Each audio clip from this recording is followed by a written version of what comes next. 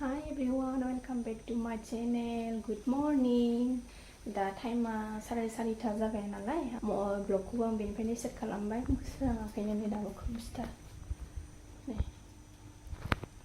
नै सोराङाखैनो दाबो 5:00सोबासो स्रां जायो आरोना जा बार बारगासिनो दङ आङो न' सिबनानै लाखांबाय ओमफ्राय दा न'खौ आङो फुगोरनोसै आरोना न'खौ आं फुनानै लागोरनोसै ब्रां ब्रांनो नोंथांमोनखौ बयखौबो मोखां सुवाखै आरोना आं दाबो सिखारनानै जास्ट माबादोंल' आङो न' सिबखांनानै न'खौ सुनानै लागोनसै थाब-थाबनो फिसाया सिखारथ'वाखै दानो सिखारबाथाय दानो जालायगोन ओंखायनो माबार मावनानै लाखानोसै आं बे उन्दुनायाव आंनाथ' भिडिअखौ दिनैबो जोबजासिम नायलांदोलाय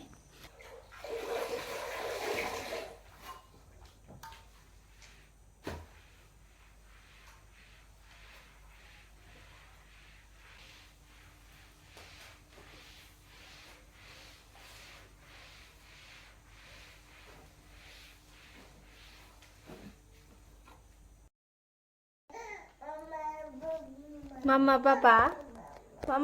बेलाय सिखारलायबाय आरोना सनाया नै सिखारनानै Mama Baba होनगासिनो फै पास्ता जाहांहां जाबाय सिखारबायबो नै बानानै मावसैलाय बाखि खामानिखौ ना आयौ गानसो खनलायलायथारबाय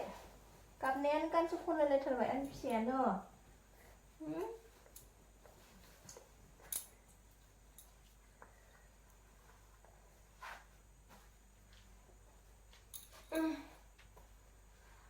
बानानै मावबाय थागोनसैलाय आं खामानिखौ थ' आं खामानिखौ मावगोननानै लानि दे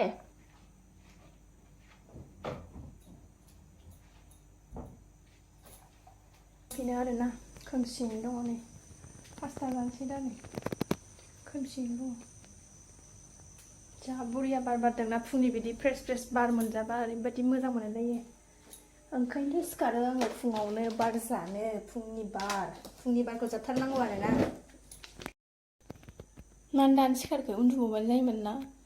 बेरग'गौ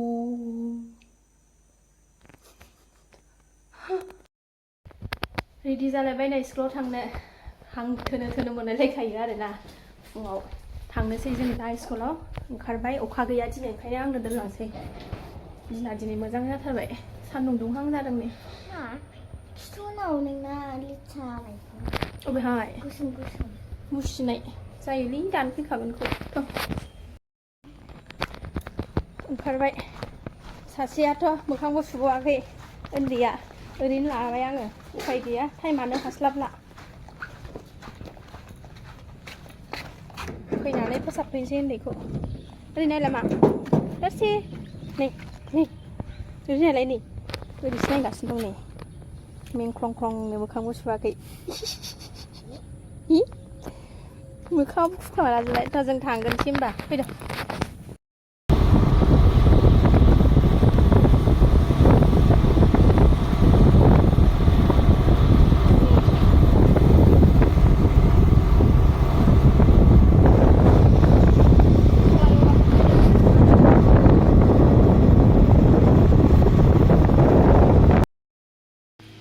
स्कुल मोनफैबाय नै जों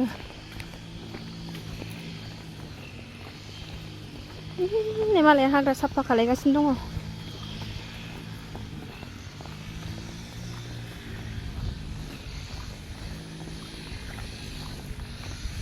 अबेथिं ओंखारगोन दाहाय बेजोंनो नाथुरजों नै बहल बेजों फुनो लांनांगोनहाय खानानै लांदे मा बेखौ खानानै लां बेखौ बहल बेजों थांदो बाय थांफिनसै जोङो अखासो हां जालायबाय नै जिबो लांबोदों आङो दा अखा हानांगौबाथाय जारला जाथारगोन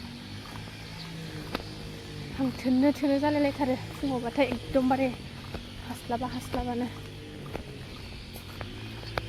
न'आव थांगोनसै जोङो दे अमा लांफानोसै अमा बेदर लांफानो नागिरदों आं अमा बेदर न' मोनफैबाय देरहागौलायथारलायबाय दिनै नै बेदरा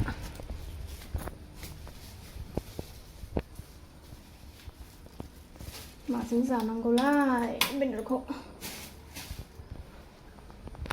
एब्रेना थादा उन्दुलांबाय नै सासेया खोबथेलायनानै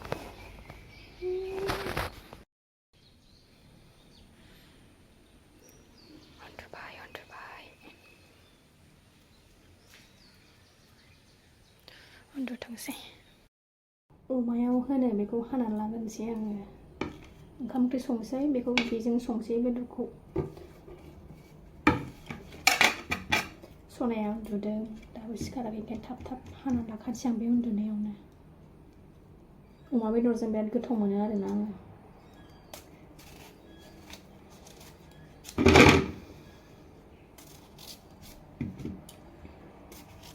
बेजोंनो गोथाव संनानै जानोसैलै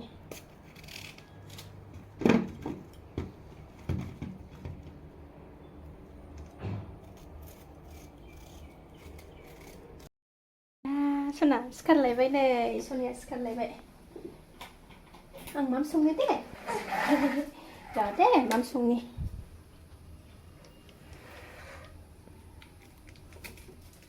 अमा बेदराव बारा थाव होआ आरोना आङो थाव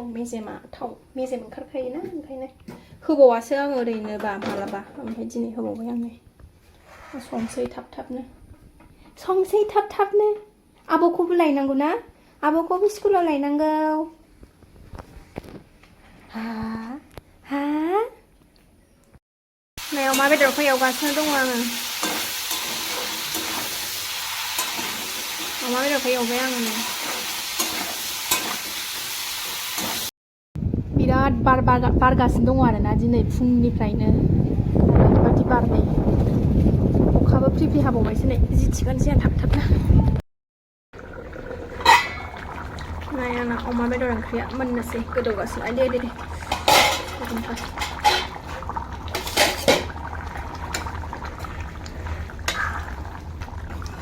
जा गोथाव नुखाबाय नै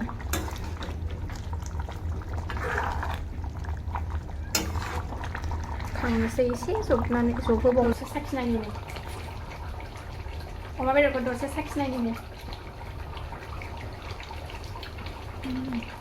संख्रियाबो नांखाबाय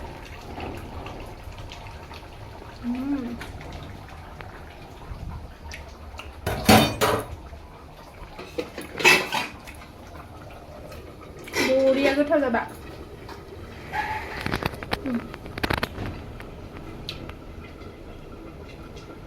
जेबो जायाखैथ' मामिया मोनबाय खांसै मोनबाय नै जा टेस्टि जाखाबाय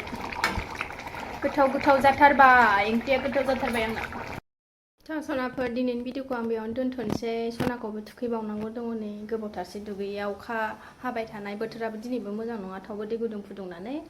आराम खर' लोबनानै होनोसै आरोना खेबनाङा मामि भिडिअआ दानो गोलावद्राय जालायगोन ना आंना बिराद गोलाव जायो गोलावद्राय जाबाबो नोंसोरो नायनो बागोन ना ओंखायनो बेहायनो दोनथ'नोसै आरोना औ ला थ' सनापारानि भिडिअखौ दिनैबो जोबजासिम नायनायनि थाखाय गोजोननाय थाबाय आरो आंनि भिडिअखौ माबायदि मोजां कमेन्ट सेक्सनाव खोन्थाहर नाय आरोना भिडिअखौ बिराद फिसा लानानै आंनि भिडिअखौ नाय आरोना बिराद खस्थ' फिसा लानानै माने बिराद खस्थ'यै भिडिअ बानायो आरो दसे टाइम होनानैबाबो ओंखायनो नाय अननानै भिडिअखौ लाइक खालाम शेयार खालाम मोजां मोनदोंबा कमेन्ट हर माबायदि मोनदों थ' आं बेहायनो दोनथ'नाय जासिगोन थ' आं नै टाटा लाबावबाय सासेया बाय बाय थ' सनापारा आं दिनैनि भिडिअखौ बावनो दोनथ'नोसै नेक्स्ट भिडिअ थाबैनो लोगो मोनफिनगोन बाय बाय दे बाय बाय लोंबायथ' बाय बाय ना सनाया लोंबाय लोंजोबथारबाय थ' बाय बाय